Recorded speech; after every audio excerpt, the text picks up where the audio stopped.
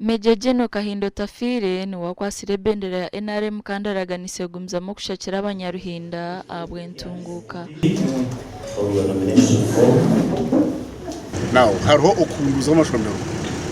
amashomero gutuna muri wagasekendo gakusiga gasisikiye kandi abazairi tubire byo branka tubire mango gakuruza mwenu tukozireho tunyina amashomero 5 na akferana atanu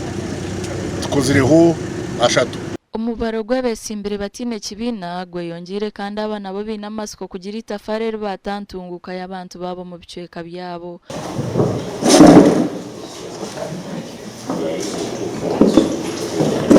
The services not to inzuraganisibwa every other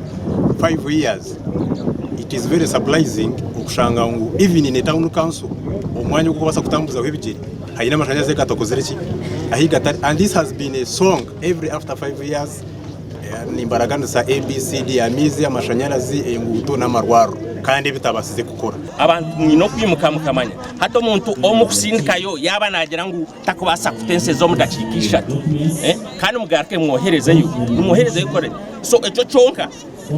chonka chonyine kinyehereza urebwa munija na representing abantu baruhinda abo ko muntu bakutayo ninko kuwa kurondo muzana ngwazo kuzana akajya tunyoti nkwasa kuzana na rules za game. Abakazi bashatu nabo behandikise kwayahayanire ya MP wo mukazahabwa Mtoma kandi muri abari mu cyarampera Beko wa NRM Juliet Bashisho Twirar MP ogarukira tine kibina na Faith Chohirwe na Woizira tine kibina. Mwen ka NRM ebire byahwere turigire kuloncinga manifesto ya NRM konke kitwebembeza cyona nentunguka omwihangari yetu Uganda entasya omumakageitu na no kureba ngo projects na programs za NRM zona zagumaniza igendo mmesho kari yakaruru ebyabiro tindukwisha kubigaraka mukonkana mu bimanya konke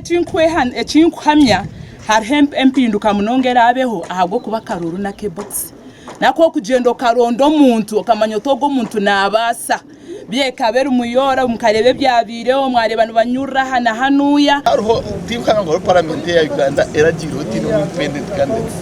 akuba kiri constitution article 72 ninga sanzone ne kugabi ko kwesimba ko muntu nyabuto utine kibine cyo